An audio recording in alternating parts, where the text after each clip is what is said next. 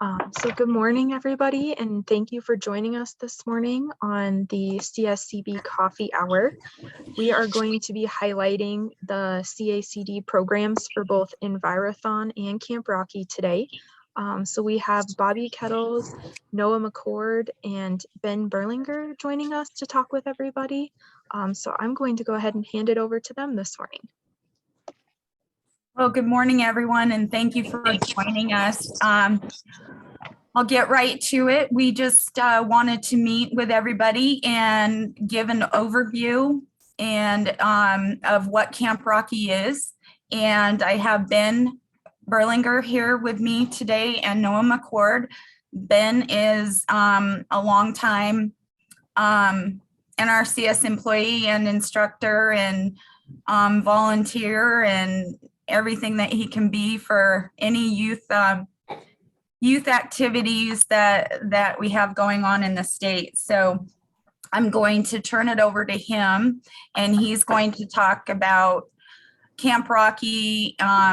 We'll start off with Camp Rocky, and then we'll spend a little time on Envirothon. But he's going to give an overlay of what it's like at camp from the instruction and academic side. And then we're going to have Noah McCord, who is returning. He's no longer with CSCB, but he's still with the state. And he comes from a long background of youth camps. And I begged him to come back and be my camp person this year to replace Amy Gossman, who has retired. And so he will be camp director, and he's going to talk to you about the camp experience. And then I want to brainstorm with all of you, if I could, on how we get that word out there about Camp Rocky. So with that, Ben, I'm going to turn it over to you. Okay, thank you, Bobby. How much time did you want me to spend and split with Noah? I was thinking if we split, well, it's 9:07, so we could go to about maybe 9:40 on Camp Rocky and then go into Envirothon. Okay. So if you could give me about 10 minutes and you guys split the rest of the time, that'd be great. Okay, sounds good. I just didn't want to cut into Noah's time.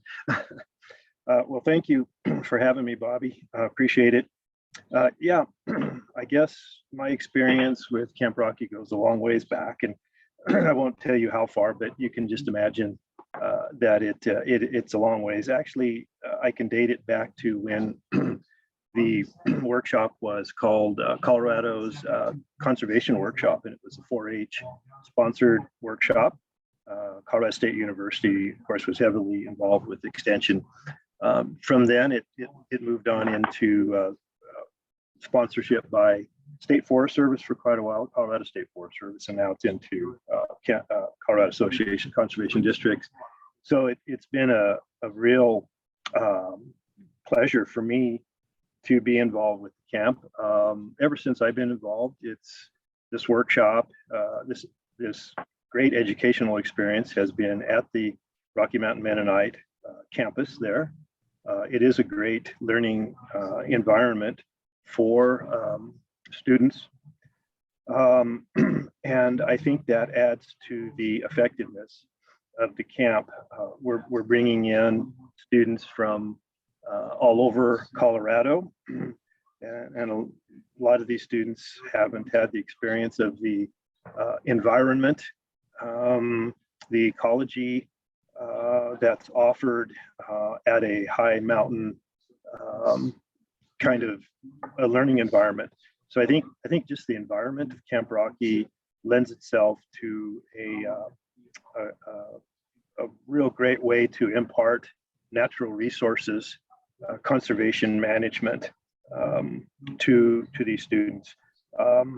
As Bobby mentioned, my involvement has been over the years bringing range management curriculum into and rangeland science into the program at that camp. And I think we've been very successful at that. But also too, of course, being as how it's a natural resource management facility or camp, forest management, wildlife and fisheries management, and soil and water conservation are the other parts of it. I might mention at one point for a couple of years, we had a student there, or not a student, but a graduate who was majoring at Colorado State University in outdoor recreation in that program. And so for a couple of years, she brought, I can't think of her name, but she brought that kind of curriculum to the camp. And I thought that was kind of exciting for those students who thought perhaps that outdoor recreation might be part of what they might want to go on and study and go into that career.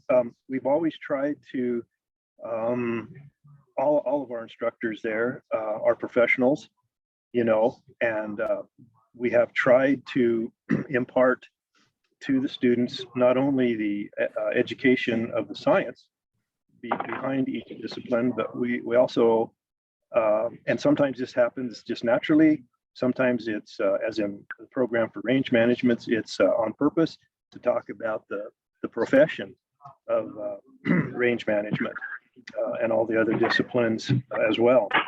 So we one of our goals in a natural resource camp like this, of course, is to recruit new individuals into the profession.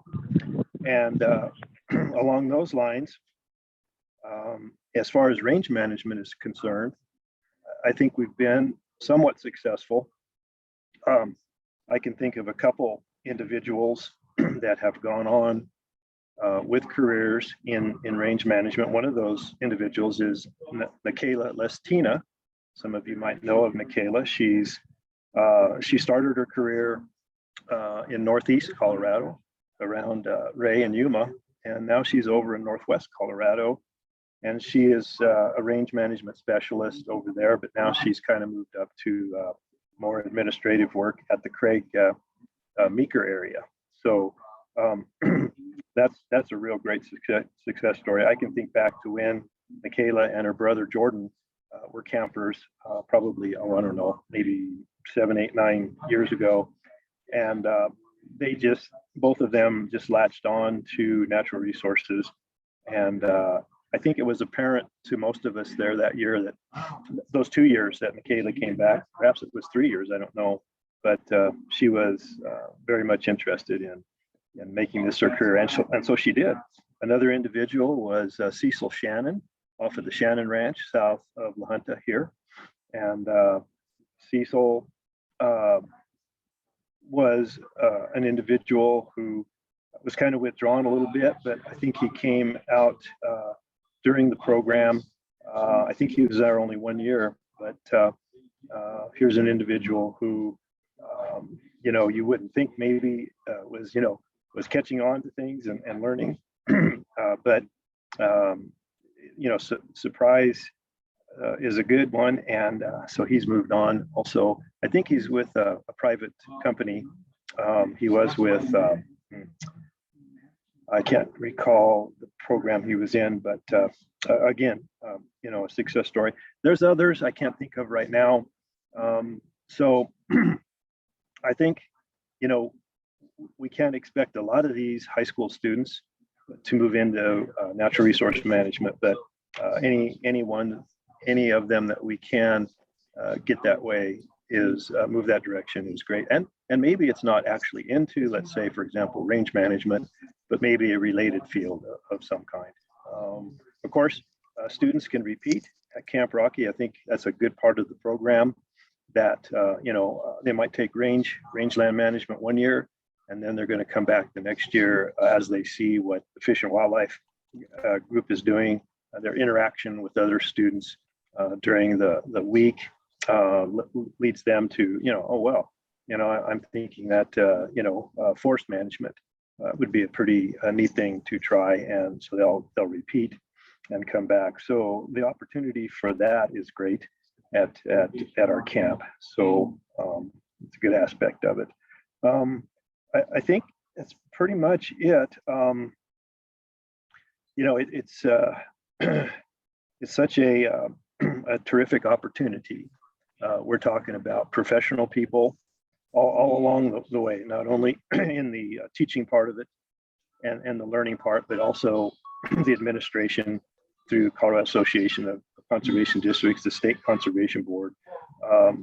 NOAA brings some terrific experience to the camp, and it's been great for his limited time to be there that I've connected with Noah, and a great individual, and he'll talk to you a little bit more.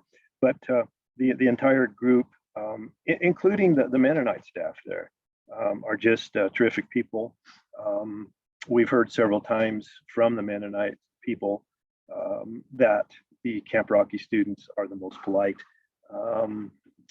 well behaved group of students that they receive there, that come through their camp, their facility. So, that I think that really speaks tremendously to the administration over the years, as well as all the adult staff, the junior staff that make the camp happen. So, it's just been really great. I've just loved to be associated with Camp Rocky, and I will continue to do that because it is an important opportunity for our students, and it's yielding some tremendous results that the benefits are there. So with that, I'll turn it over to Noah, so I don't cut into his time too much. Hey, good morning, everybody. It's nice to see some familiar faces again. I am back as the camp director this year, and as Bobby and Ben mentioned, I'm kind of the non-instructional side of camp. So I wanted to give you all a peek at what camp actually looks like, how camp works for those that haven't been up to the facility before and gotten to see a week of camp actually running. I believe pretty strongly that when we're trying to do a very instruction heavy week with a lot of curriculum, we need to do the fun side of camp too. We need to keep kids interested in coming back. There's always those who, of course, are really excited about the subject matter, can't wait to get up to camp and start learning. And then we have kids who are maybe a little bit more excited to be doing other things with their summer. And we try to turn that around very quickly in the first couple of hours that they're there and make sure they're having fun. They're making a lot of friends.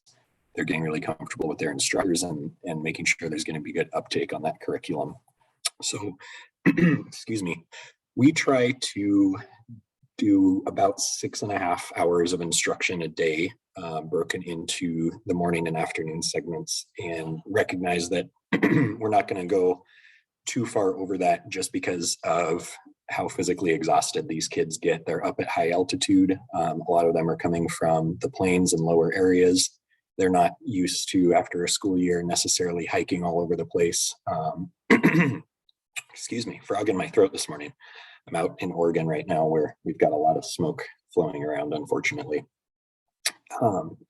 So we try to balance the really active side of things with enough downtime for the kiddos to kind of recharge a little bit. So Ben and the other instructors will take the kids right after breakfast in the morning. They start with a morning that is chock full of instruction.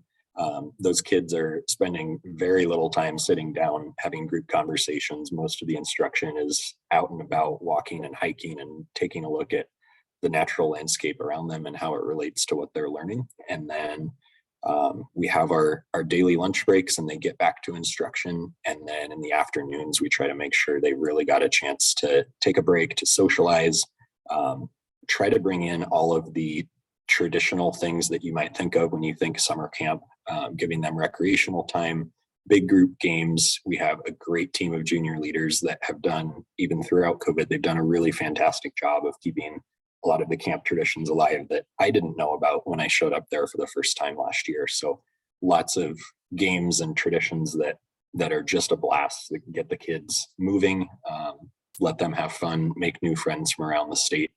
And then we do dinner and stick a little bit more instruction in the end of the evening with a fantastic roll of guest speakers that come in the evenings and try to take advantage of a little bit of a quiet period post dinner and get some instruction in that we don't necessarily have time for in our regular instruction schedule and may not fit perfectly in any one of the curriculum areas that we have outlined.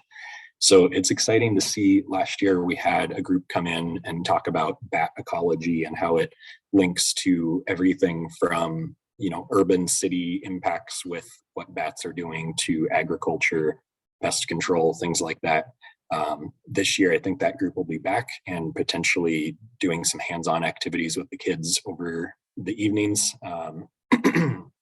putting up the bat nets to trap the bats and count them, record information, all that kind of stuff that gets the kids that hands-on experience where they're getting tactile, they're getting to see what a career in natural resources management and conservation could actually look like. Try to show them the fun side of those things. We will also see this year in our guest speaker lineup, because it has become such a huge topic that is not limited to any part of the state, urban or rural or on the urban wildland interface. Fire has become such a prevalent topic, and we've really seen that over the last 2 years, that fire doesn't just impact the ground that it burns on, it has natural resources impact for other users in the watershed, for producers that are far away. We'll have our state's Division of Fire Prevention and Control coming in to talk about how they plan for fire mitigation efforts, how they work with folks in the conservation realm to make sure that watersheds are well protected and they have natural fire barriers when they're working on fuel control work, that sort of thing. And then they're going to talk about our response to wildfire and what efforts to mitigate the impacts of fire after the fact look like. So really excited for that. Sounds like, of course, pending other fires happening in the state, we may have some of their air assets coming up and maybe get a helicopter landing on the baseball field at camp to show the kids what these conservation technicians who work for the state and the Forest Service get to do in terms of mitigating and fighting fire. So hopefully that'll be a blast, get a pretty good hook in for those kids. And then the rest of our time, we really just try to keep the kids as busy as we possibly can, keep them tired. We've got, like I said, all the traditional camp games and then all the other activities that go with summer camp. It's really not just a week in class when they go up there. We've got campfire and talent shows and nighttime hikes up the mountain and just things that help these kids really bond. And I think Ben will agree, last year we got to see probably some more urban kids than we've ever had at camp before. And I think what's powerful about Camp Rocky is we had kids who live in agricultural communities around the state. We had kids who are in very urban areas around the state, and they all have a shared set of interests. And so able to watch them form relationships over the course of the week and develop those friendship, those connections. That's not just going to be their friendship moving forward. That's going to be somebody who didn't understand the perspective of producers in Colorado and people that live conservation every day, who now does when they go on and decide what they're going to do in their future career. And maybe they end up working directly in conservation, maybe they don't, but either way, they're better informed about the challenges that people who deal with conservation face, and can help inform decisions in their own sphere in a way that is more cognizant of the whole state.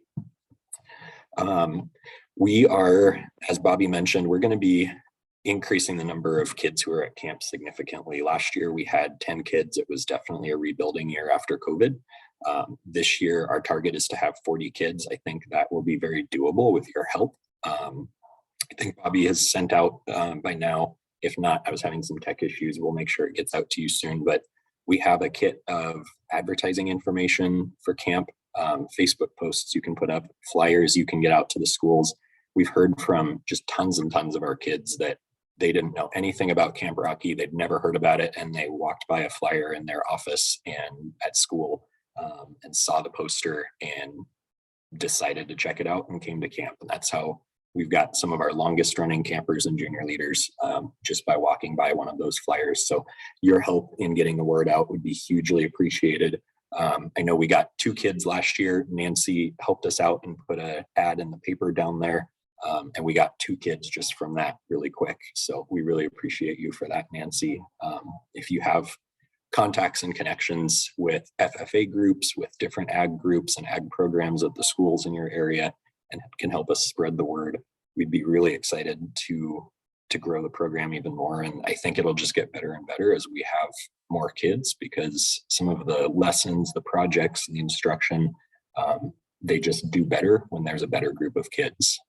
That kind of helps. Sometimes you've got the quieter kids, and if it's a group of 10, they're not going to be as comfortable speaking out. When they're in a bigger group, they can kind of find their own voice a little bit more and not feel like they're quite so isolated standing out on their own when they go to participate in things. So we're very excited.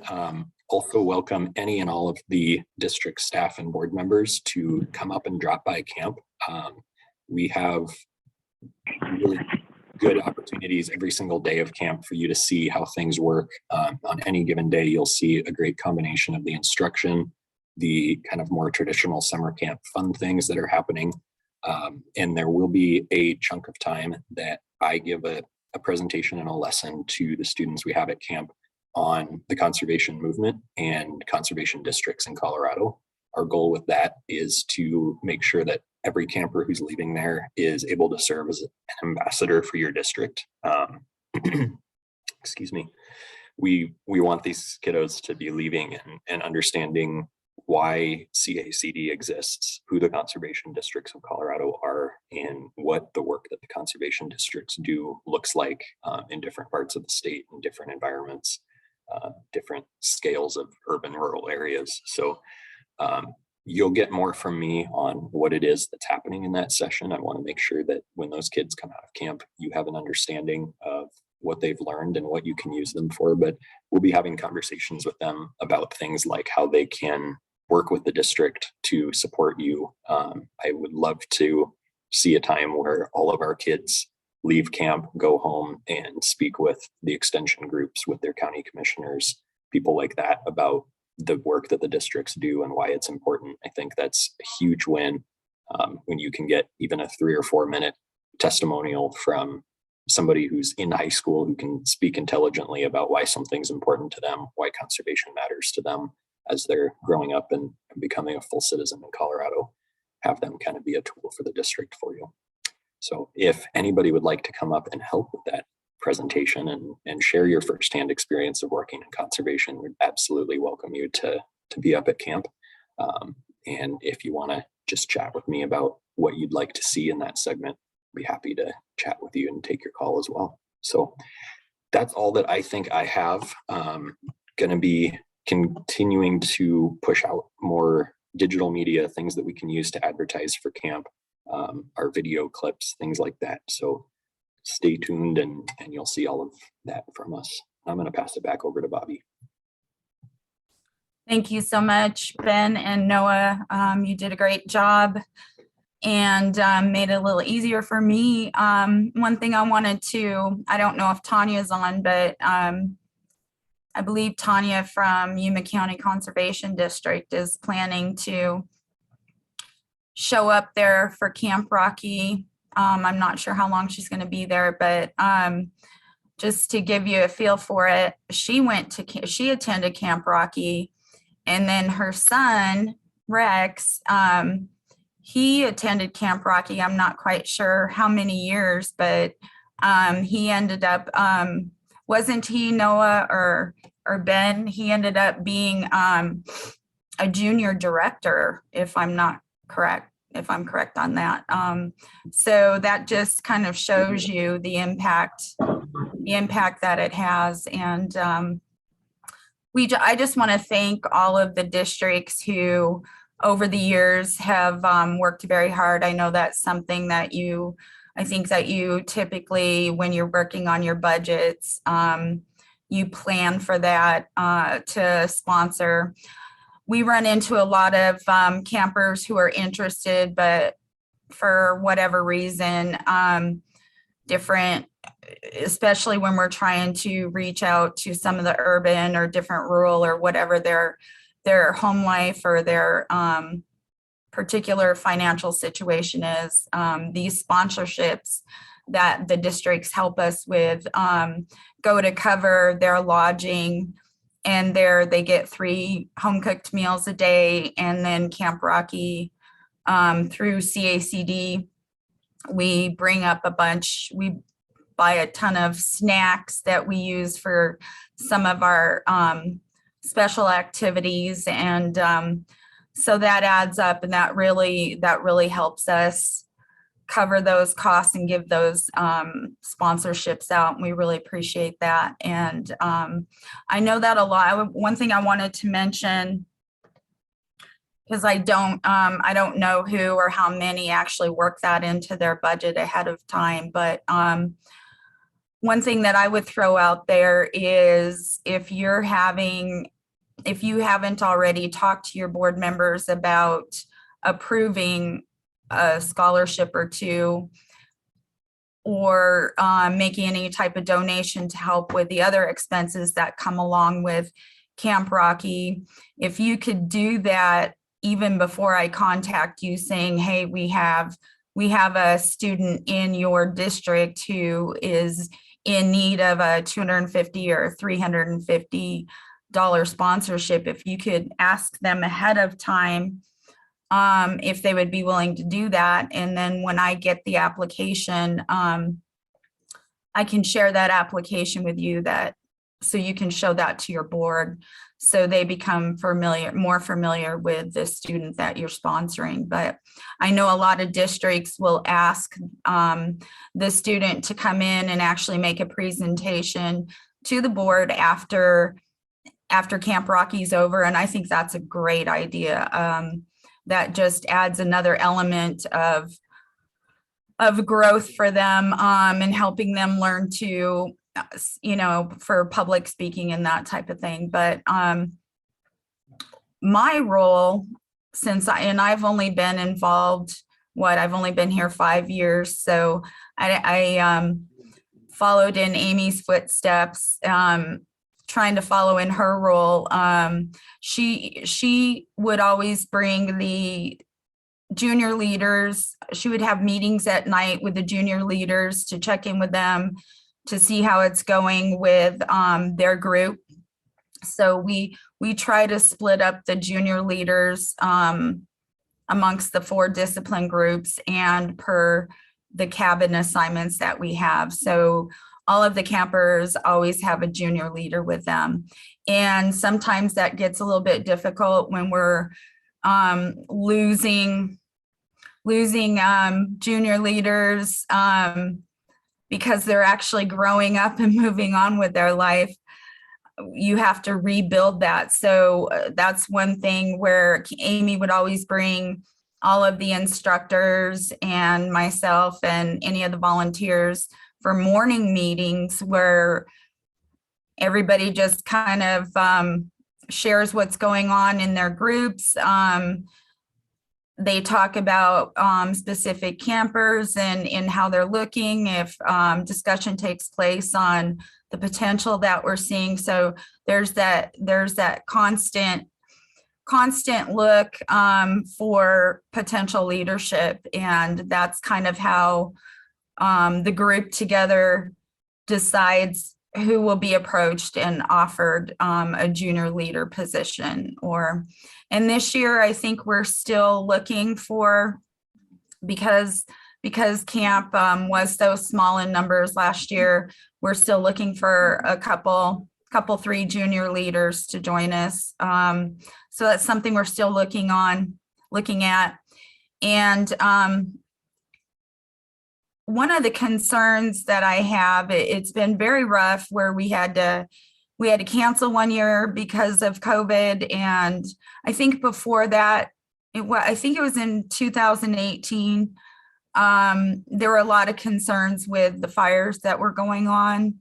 So we had I think our numbers went down a little bit because of that, and then COVID came along, and then last year with the different COVID restrictions, we had parents that felt one way or the other about what the restrictions or the requirements were. So I kind of look at this year as still in that building up mode again, and trying to think from my position how difficult it is to get down to that local level to reach out to those contacts that really have an in with the schools, with the appropriate science teachers. And I've talked to, I can't see who's all on, but I've talked to several districts this year about being able to go into, if they can even take 15 minutes. If a lot of you have, the science teachers personally, and if you can reach out to them via email or a phone call, get 15 minutes with them, or get 15 minutes in front of their classroom, just to say whatever you feel comfortable saying about Camp Rocky. Use the brochure that has a lot of information on it that we sent out a while back. I've sent it out a few times, and I know Nikki has shared it. And even like Noah said, leave some wherever they allow at the front where students might be able to pick it up. Doing what Nancy did in the newspapers. I know other districts do that as well. I know there are a lot of communities have where you can put it in the newspaper for free of upcoming events or state events, where they don't charge anything for it. But anything that you can help us do at the local level to help us get these numbers up. And I shared with the watershed meetings that we've had already, and I've talked to a few of you about, I do have some dollars that, if you can talk to your boards, and I know some of you have already done that, but talk to your boards. And if it's an issue, I know a lot of you only work part-time, but if it's an issue with your boards taking that time out to do that, I can pay for your mileage and pay for your time. If it takes you a couple, 3 hours or whatever, we can reimburse that back to the districts for you helping us get the word out and help us build our numbers back up. Our instructional team last year very graciously made the decision that I gave them, because it really came down to, I think they only had 2 actual campers per discipline. So we had a robust team of instructors for all 4 disciplines, but we only had the 2 students, and their hearts and their dedication so strong that they felt it was even worth putting in all the time and the effort that they do to put their programs together, that it was still worth carrying on with camp. And realistically, they would like the perfect number per discipline really is around 10. So that's where we come up with a 40. And so I would encourage anybody who can, I know you're all busy, but and I know that several of you have several schools in your district. We don't expect you to be able to hit all of the schools, but if you could choose which schools you would like to target and just get into them and spend just a few minutes trying to introduce that and pique the curiosity of the teachers and the students, that would be great. I try to do things on, a state level that helps get the word out there. And sometimes it works and sometimes it doesn't, but we continue to do that. And just, anytime you want to share any contacts with me, I'm happy to reach out on that state level, even on the local level. I've been, we even talked on our last meeting about trying to find an email list of the natural resources, science teachers, the AP science teachers. It's tough to find a list. It seems like they're pretty well protected. I have found some and am trying to get some emails out there, but Colorado has a lot of schools. So anything you guys can do to help, because we really do need to get those numbers up there to keep Camp Rocky sustainable. We do not want to see Camp Rocky go away. I think we're in what we would consider our 58th year this year. And you can see the value of it. And so anything that you guys can do at your local level with help building those numbers up there and helping with continuing with sponsorship is just a great thing for us. And I have some districts actually, if they can't get a camper, they'll graciously offer that camper sponsorship amount to help offset some of the other expenses that CACD covers behind the scenes. And one thing I wanted to reiterate to Ben, we've always had llamas. Ben's always used llamas up there. And I think last year, Ben, was our first year that we couldn't get the llamas. Yeah, I'm glad you mentioned that, Bobby, because we're having trouble finding llamas this year.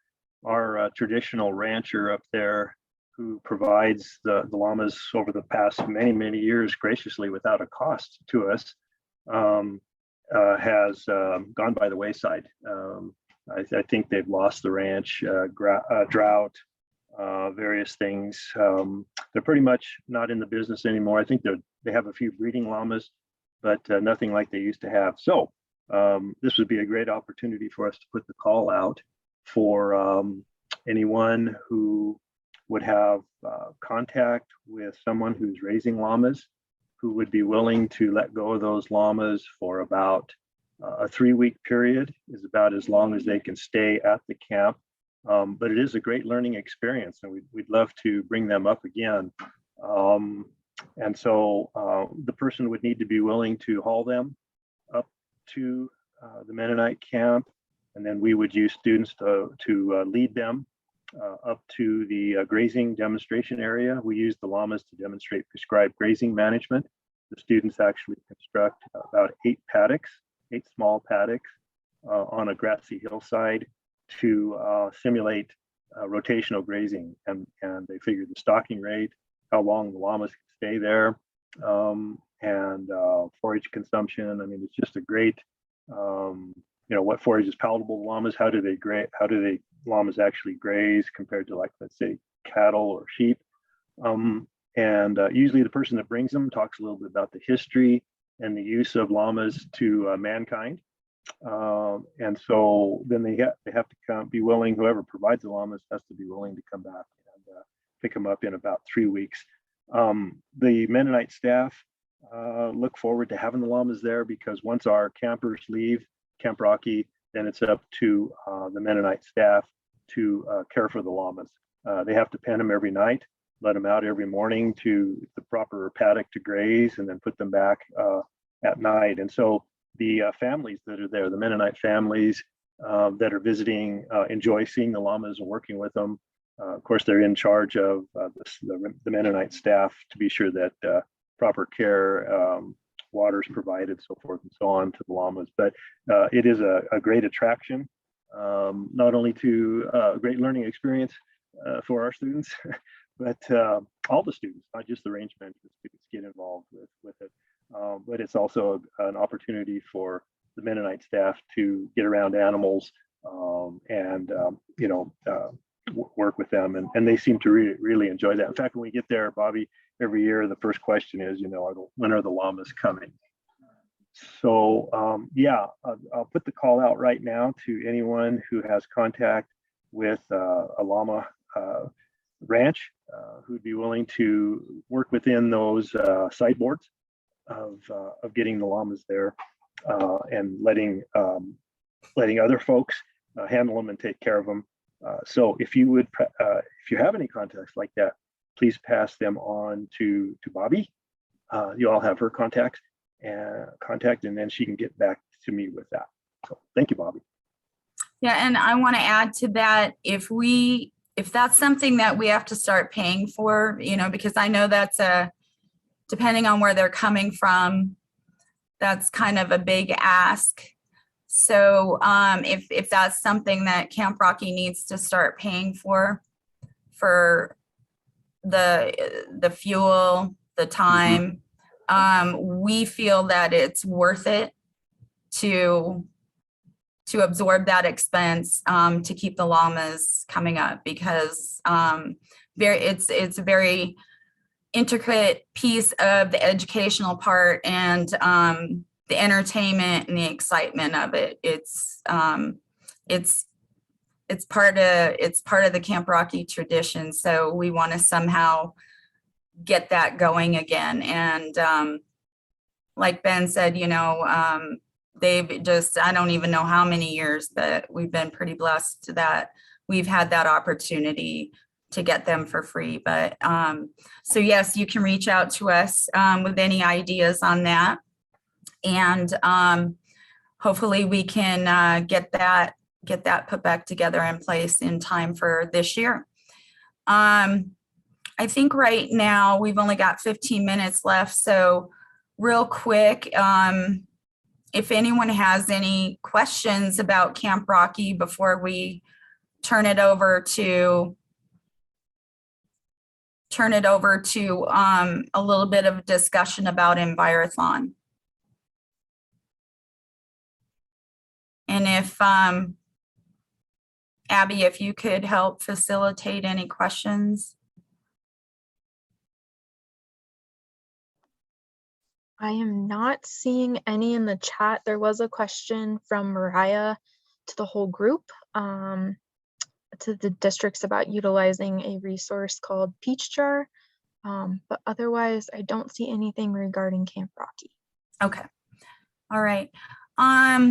We'll move right along then into Envirothon. So again, I'm going to turn to Ben to help me with this, but basically we had to make the tough decision to cancel, or not cancel, but to hold off having Envirothon this year at the state competition level, and look at this year as a regrouping. And we're working with Rose, who is out. She's I don't know, Ben, what is her actual position? She's from Teller County.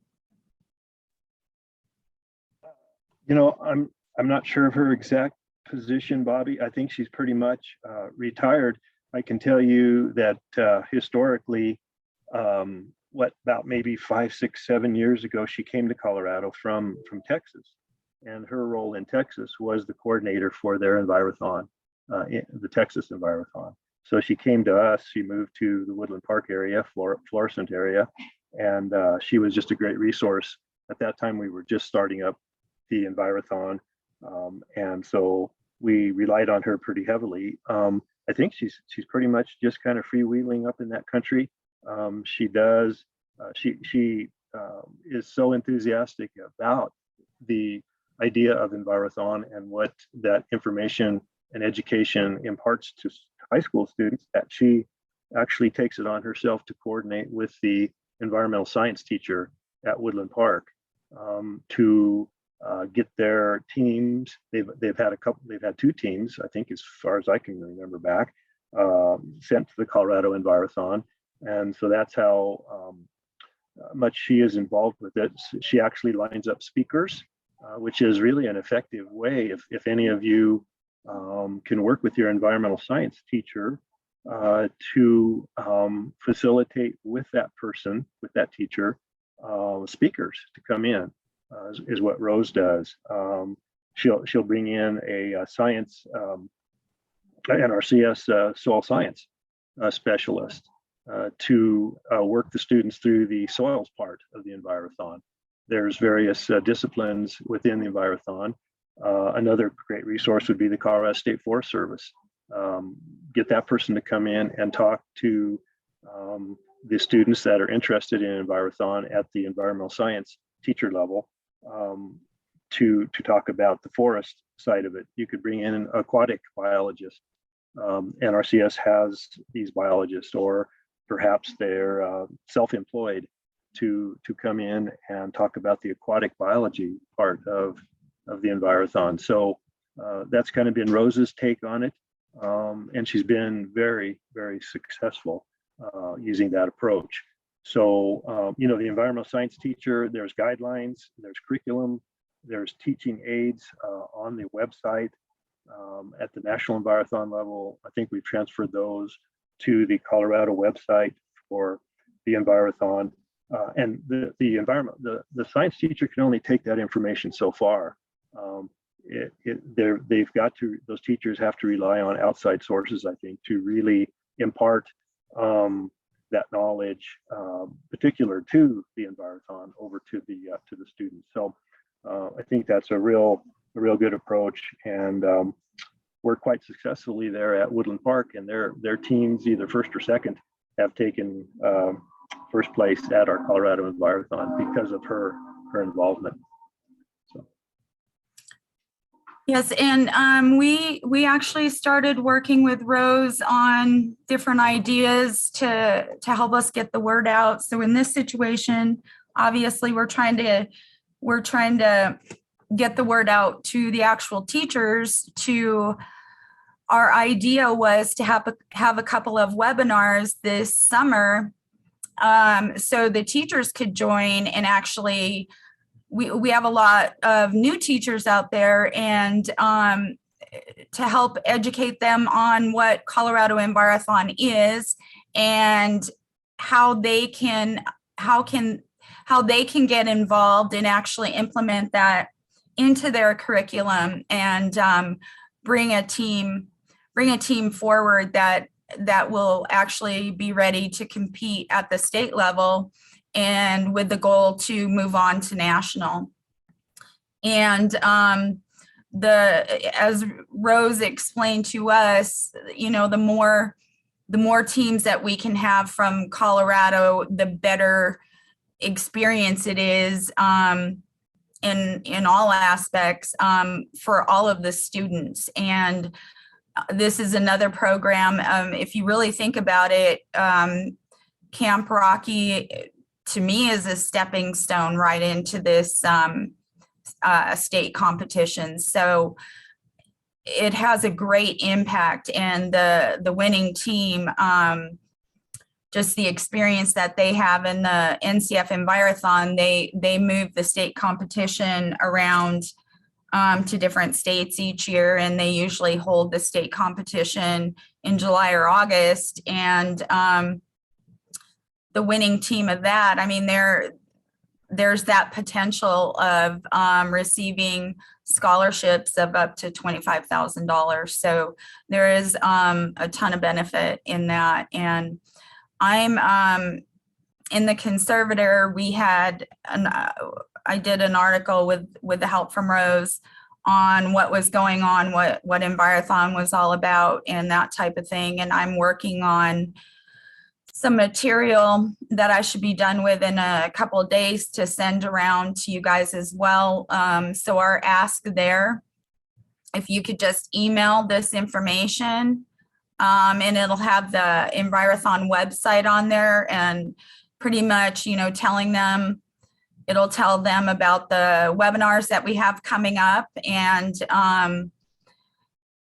tell them to, stay tuned to our website for dates and that type of thing. And just to get the teachers interested and learn about it, and maybe take some of that intimidation away on taking on this project. And I think that, if we can get, our first step is to get more teachers interested, then we can build that around, we can build this program back up around the state. And here again, we really can't do that without the help of the conservation districts and all of our state partners.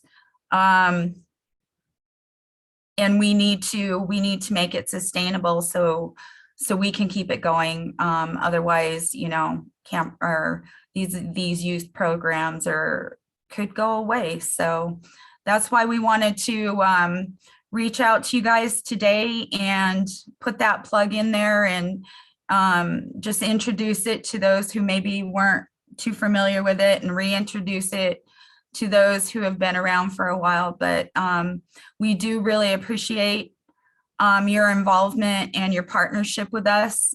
And please reach out to me with any ideas that you have, with any additional questions that you might have.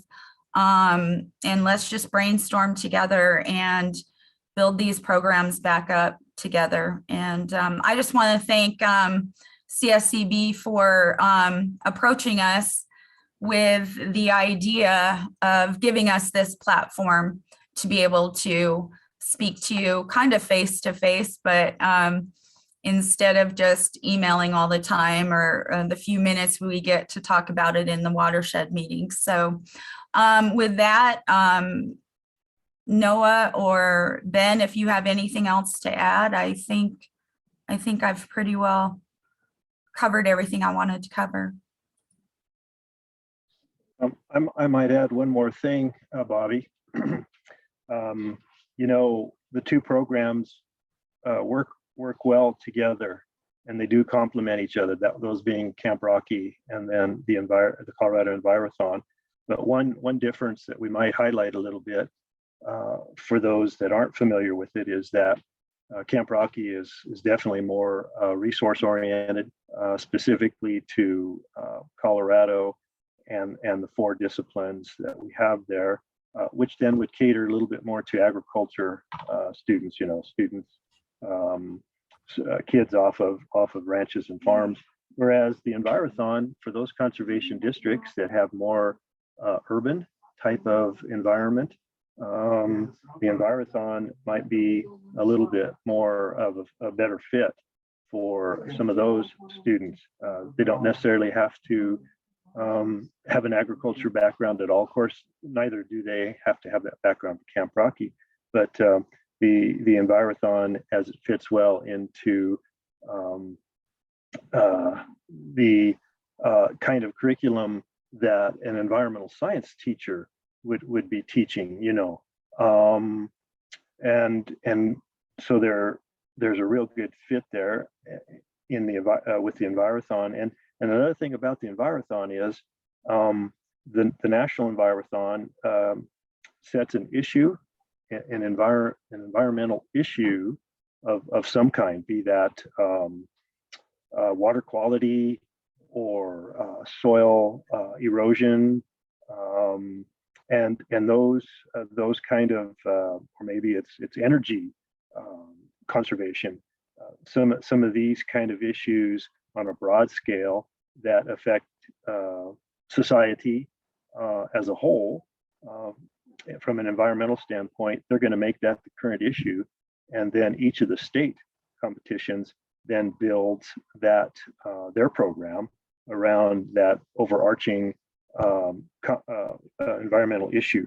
So it's real current. These issues that are chosen are of a particular kind of nature where they're probably being talked about. Maybe it's devastating fires, but that's the national issue, and it'll fit well into environmental science education. So that's the kind of philosophy structure to the Envirothon, and it perhaps might be a little more palatable to the students in a conservation district where they're not really showing animals or farm and ranch directly related, but perhaps they've probably heard about some of these issues that are going to be presented at the Envirothon. And the Envirothon challenges the students to think and be creative about solutions within Colorado that pertain to that particular environmental issue. So it's real current, it's real pertinent, and has a little bit different flavor for students. So just thought I'd mention that, Bobby. No, that's great. Thank you so much. Thank you. You're welcome. Excuse me. I just want to thank everybody for their time today, and watch your emails for more information, and just reach out to myself, or my email is bobby@coloradoacd.org. And the website for Camp Rocky is www.camprocky.org. And then actually I'll be contacting you on some questions I have on updating. Rose actually has, I think, 6 presentations with different teacher groups coming up in June, and she wants to use our Envirothon website to help promote along with the other materials that she has. So that's really exciting I think she really has a heart to grow this for the entire state. So, but thank you again, everyone. Ben, Noah, as always, and Abby, thank you so much for hosting for us today. Have a great week, everybody. Thank you, Bobby. Thank you, Ben. Thank you, Noah. Thank you, everyone, for joining us today. Have a wonderful day. Thanks, everyone.